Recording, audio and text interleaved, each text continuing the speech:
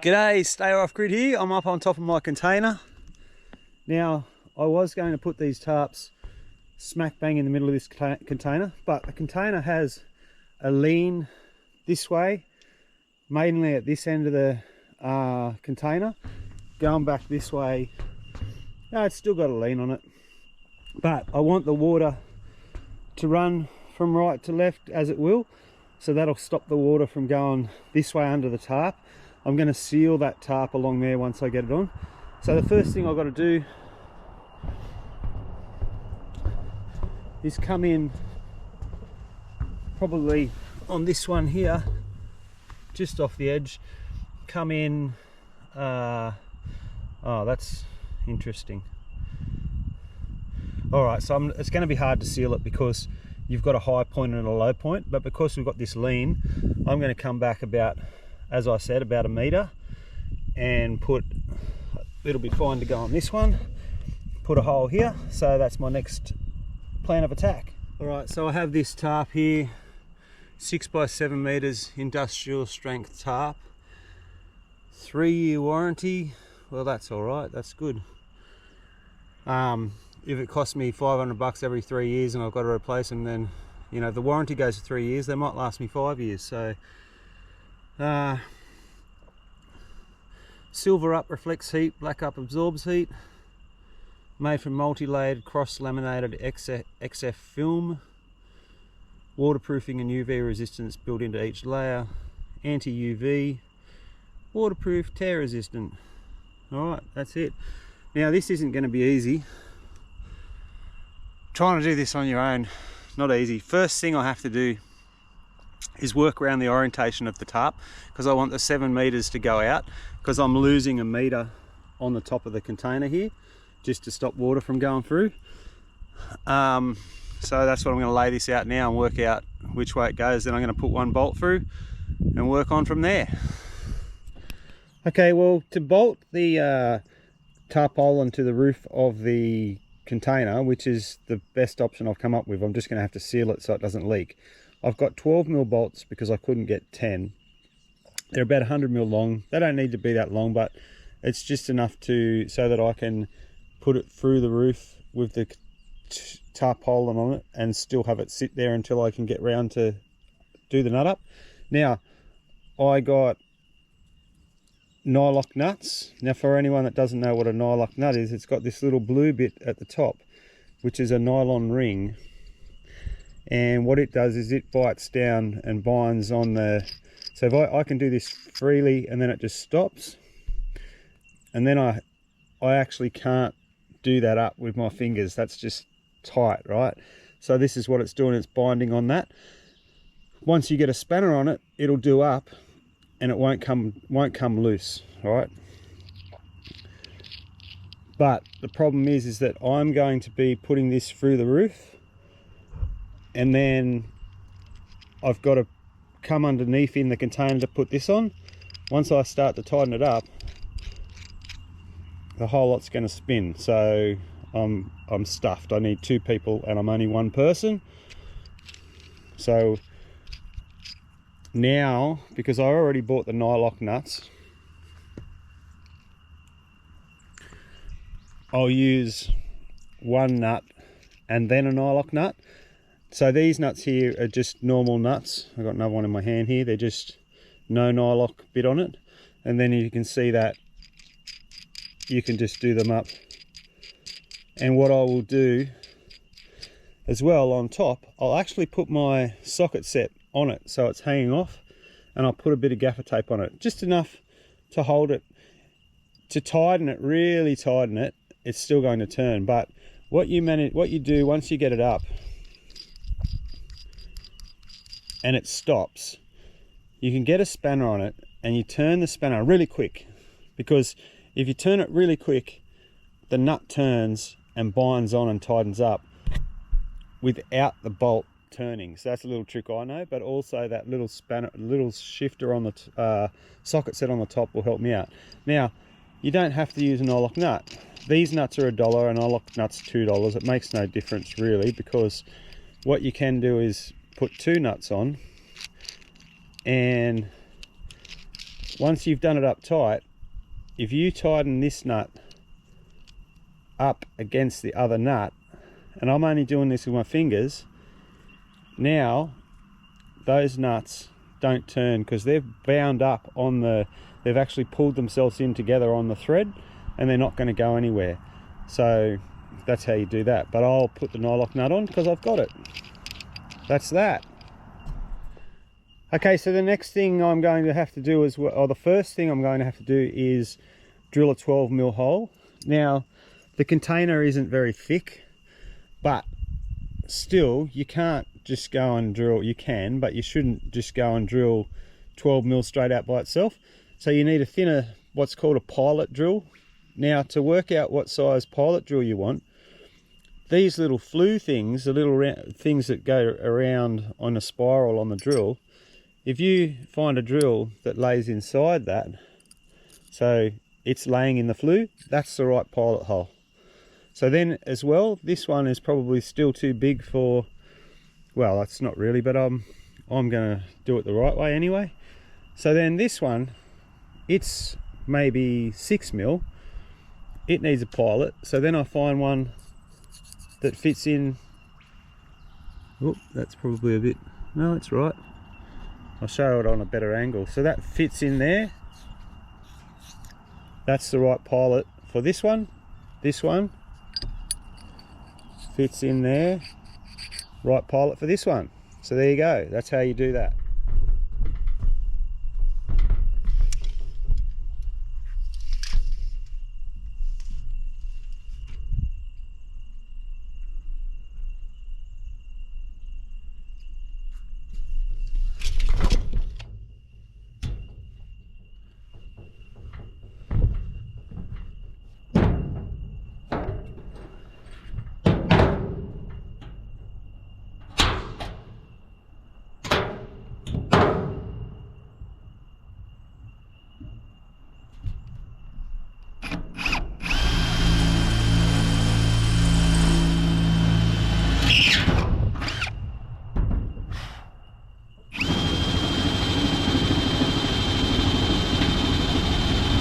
Okay, so I've got this tarp laid out on the top of the container.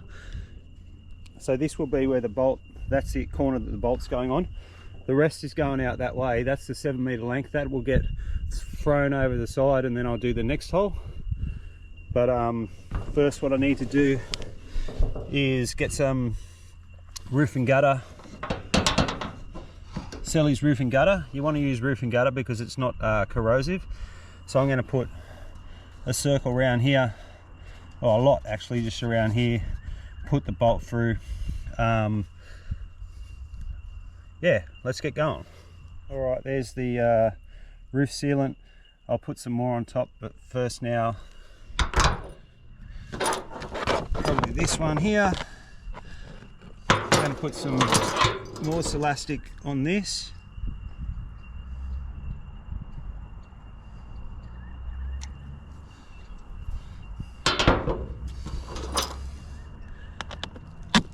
Oh, it just fits through that hole.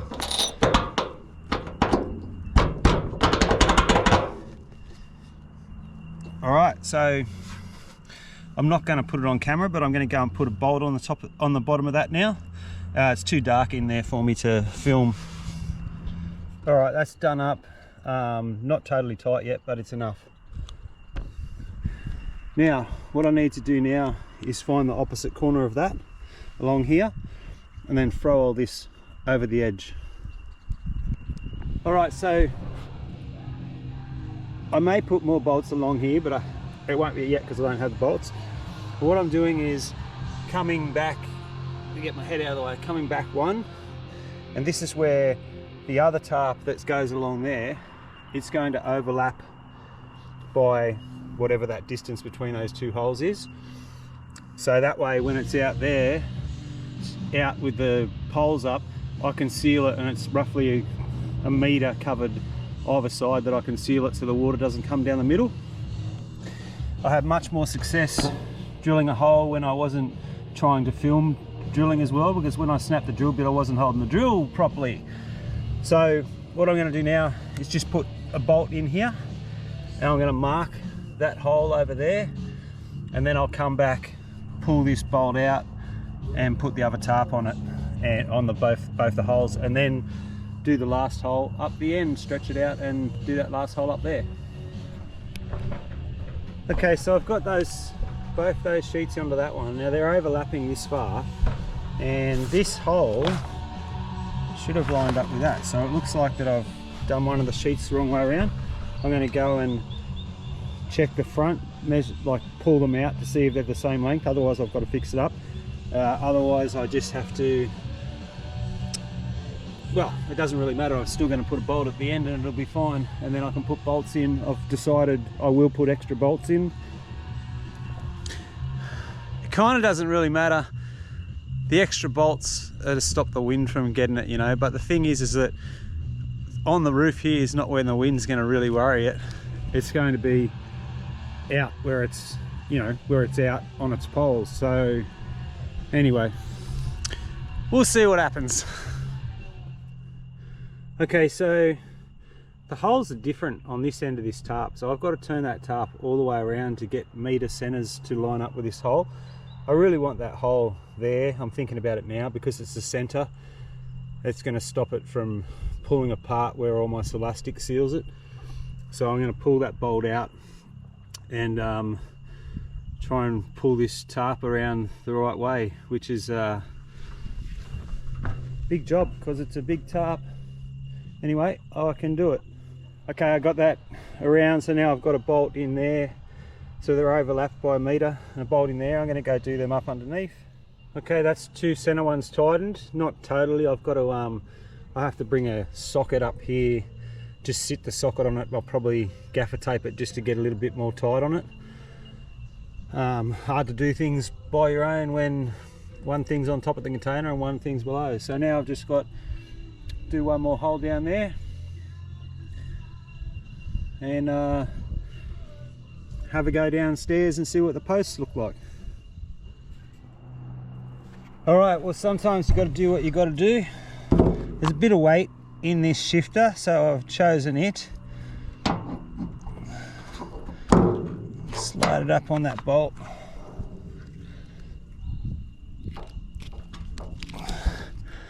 Bit of gaffer tape, and that'll be enough to hold it for me to get the nut to bite in. It's a bit of stuffing around. I've got to come up and do that, then I've got to go down and tighten it, but no big deal.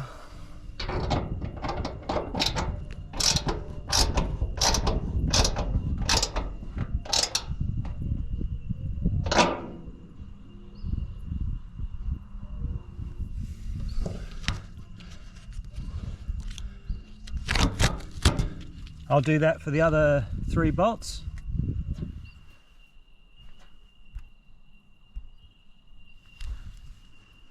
Now while I'm up here, I'm going to spray paint some of this rusty parts here. That's probably the worst one I've got there, so I'm just going to spray it with rust converter.